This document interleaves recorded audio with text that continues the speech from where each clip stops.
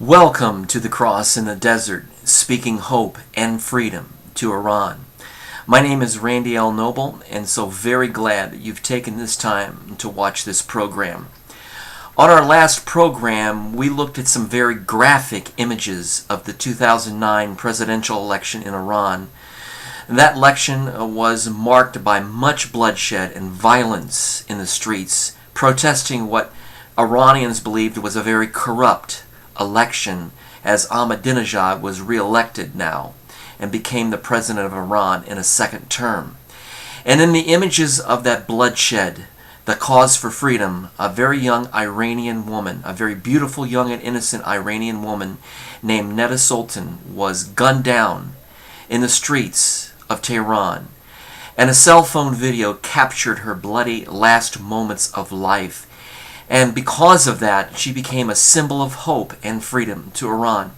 And so tonight, we're going to look at some very beautiful and yet graphic pictures as a tribute to the life of Neda Soltan in the 2009 election violence. I want to show you the front cover of my book, The Rose of Nowruz, Dreams of Hope and Freedom. I dedicated this book to several women freedom fighters in Iran, and one of them was Neda Soltan. And we're going to be showing some pictures of Neda, talking a little bit about who Neda really was, and then really centering in on her as a symbol of hope and freedom. In the book, The Rose of Nowruz, I wrote a poem. And this poem song was played on the violin by my main character, Behera. But I really feel like that this poem song belongs to the person and the memory of Neda Soltan. And so later on, I'm going to read that poem to you and talk about that. But just in a few days, as this video is being produced, Iran will once again be the center stage of the world with the 2013 presidential election. In this situation, Ahmadinejad will be stepping down, and a new president will supposedly be elected in Iran. What does that mean for the future of my friends in Iran? That's the question, the burning question. I know that's on their hearts. Many of my friends have privately told me on chat that they have no hope for a free Iran and that they have no desire to vote, that they really refuse to vote because they don't believe that their vote is going to count. Much the same mood of the culture back in 2009 when many of them were looking up to a man named Mousavi to be elected, to bring reform and change. And of course, he was not elected. And they took to the streets protesting what they thought was an unjust, corrupt election result. Now tonight, before we talk about Neda Soltan and what she has meant to the people of Iran, I want to take the time to read just two brief letters. This first letter was addressed to a man named Bahman Nasseri. Bahman Nasseri was the film producer of a very important film called The Golden Veil. The Golden Veil is a film about the 1979 regime change, the Iranian Revolution, and is a very important film that you can see up on YouTube. Now, this was a man who really wanted to say from his heart, this is why I really am not voting in this upcoming election.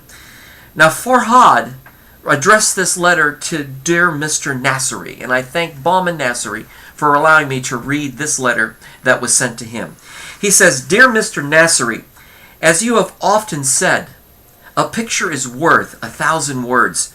But since I can't send you a picture, I send you these words, and you can paint a picture with these words of the present-day Iran. Farhad says of the present-day Iran, depression, suicides, hunger, unemployment, hyperinflation, corruption, rising crime, fear, execution, hopelessness. My young brothers sleep at night with hungry stomachs, hoping they don't wake up in the morning. And in big, bold capital letters, Farhad says, this is why I will not be voting for this Islamic dictatorship. I think by listening to his description that you won't have any problem painting the picture he presents in many words.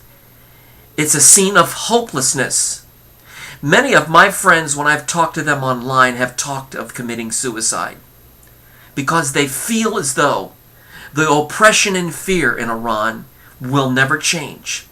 And many of them feel that whoever is elected, if you will, fairly, if you will, in this upcoming election, that there will be no change. It will be as if Ahmadinejad was really still in office. They have no hope. They have no hope for a free Iran. So says Farhad. I also want to read a letter to you from my dear friend Atafi, who lives in Tehran. And I've said this many times before of Atafi. She is much of the reason of why I wrote this book, The Rose of Nowruz. She's such a wonderful friend of mine who has a way with words describing from her heart what life is like for a woman living in Iran. And because of her wonderful way with words, Atafi has been the subject of many of my blogs. In fact, chapter 2 of The Rose of Nowruz is a question that Atafi asks when she described this experience to me. She said, "Is this what Islam has brought us?" Describing the mood and the oppression of her culture. She has been such an inspiration to me. I asked Atafi just a couple of days ago, please tell me in your own words, from your heart, what you think and feel about this upcoming election. Atafi writes, "As we reach the date, I remember my memories 4 years ago at the same time. My friends and I were so enthusiastic and energetic about the upcoming election. We used to think that those dark and exhausting days of Ahmadinejad is going to end. We were so happy. We used to think Mousavi means freedom," he was a candidate, "means happiness." But as it went by and the result was revealed, everyone was shocked. We couldn't believe our eyes. How could this happen to us? Now when I think about those damn days, I don't even give a damn to participate in this election. I am sometimes afraid of this election. I'm afraid because of my people, Atafi writes. They can't bear the power that stands against them. They are so weak. I'm afraid because of the young people who were killed, whose mothers are still mourning every weekend by their graves. I'm afraid that more young people will get killed and harassed. I really don't care anymore about the result because I come to this conclusion that being a president doesn't count here. An election is just a democratic show. It's just an image. Mark Twain said it best. In a land where there's no freedom, if an election could change something, they wouldn't hold an election. This really is true about Iran. I just want to pass this week quietly and calmly without any blood and broken hearts. I really wish that God help us to pass through this stressful time more easily. She has a way with words. She touches my heart. She touches it at the deepest level because she's saying what's on her heart about this upcoming election. They once had hope in a certain candidate, and the corruptness of that election yielded another 4 years of Ahmadinejad. And Atafi writes, I don't care. There's that mood, that despair that my friends go through. I want to talk now about a very beautiful young lady, one among many women freedom fighters in Iran, but one that the whole world saw 4 years ago on a very little cell phone video that was shown on Twitter, Facebook, and YouTube. And the whole world fell in love with Neda Soltan. This is a beautiful picture of Neda, taken by her fiancé, my good friend Caspian Manak. Caspian has a wonderful human rights organization in Canada. He is dedicating his human rights to peace and freedom throughout the world. He dedicates his human rights group to keep the memory, the vision of Neda alive. Isn't that a beautiful picture? This is another beautiful picture. Neda is called the Angel of Iran, and in many ways she has that angelic glow when you take a look at these beautiful pictures. And I warn you, there are some pictures which you've probably seen before that are tough to look at. And this is one of them. a picture of Neda laying bleeding in that alleyway in Tehran, just seconds after being shot through the heart by a Basiji who was probably nearby or either stationed on the roof. We will never forget this picture of Neda falling backwards. There's her music teacher, Panahi, trying his best to destabilize her, resuscitate her.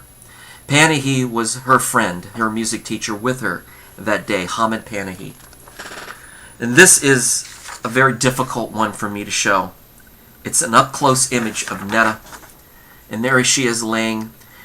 Her famous last words were, "It's burning, it's burning," as she lay there bleeding and dying in the streets. Most of Iran rallied to make her a symbol of hope and freedom. And look at those pictures of Neda, those masks that the protesters are wearing. This is her grave. Iran would not allow public mourning for Neda. They demanded that all mosques be off limits to have her body. And so she was buried in this beautiful private grave with her family and friends mourning. This is a beautiful picture, a tribute to Neda with a candle burning, as you can see right there in this picture. And she was loved by so many because she stood for hope and freedom. And this is a very nice picture of Neda and Caspian together. She loved to travel. Many times Neda and Caspian went to Turkey. And they loved the outdoors. Neda was an accomplished vocalist. She had dreams of being a tour guide so she could possibly help her friends get out of Iran. This is a beautiful picture that Caspian took of Neda. And this is on actually his website. A beautiful lady that stood for hope and freedom. She was not very politically involved. But that day she said, "I see what this corrupt election has done to the people I love. I love this country. I love my people." And so she simply went out one day to take a stand for freedom. And it cost her her life. Neda was loved by many, many people. And I'm one of them. Through the video of Neda Soltan, the Lord used this video in a powerful way as I embarked on my journey to write about Iran after watching this video. And this is the reason why I dedicated my book, The Rose of Nowruz, to Neda. In conclusion, I want to read a brief poem. It's a song poem in the book, The Rose of Nowruz. And this sums up my feelings and thoughts about Neda Soltan. There is a rose that was silenced, that was crushed, but it will grow again. The sun will shine again. You gave us hope, gave us freedom, gave us life. Your life will never end. The rose will live again. The sun is going to shine again. The rose is going to live again. Give me wings of freedom so I can fly. I want to fly high. I want to soar. Give me wings of freedom or let me die. I want to touch the sky. I want to soar. Dedicated to the Angel of Iran, Neda Soltan.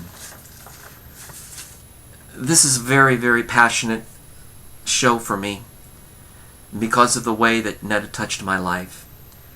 And I'm sure she's touched your life in some way too. I want to say in conclusion that the cross in the desert is dedicated to the hope and freedom of Iran. And the true hope and freedom comes not so much with a movement and not so much with a protest, but with a person. And that is Jesus Christ, my Lord and Savior. True hope and freedom can only truly be found in Him. If you come to my Facebook page, Randy L. Noble, you'll see many, many postings about my friends in Iran, about the issues of things going on in Iran. I invite you to my Facebook page. I want to thank you very much for joining me on this special show about Neda Soltan. God bless you. I will see you on the next cross in the desert very soon. Have an incredible week. Koda Havez.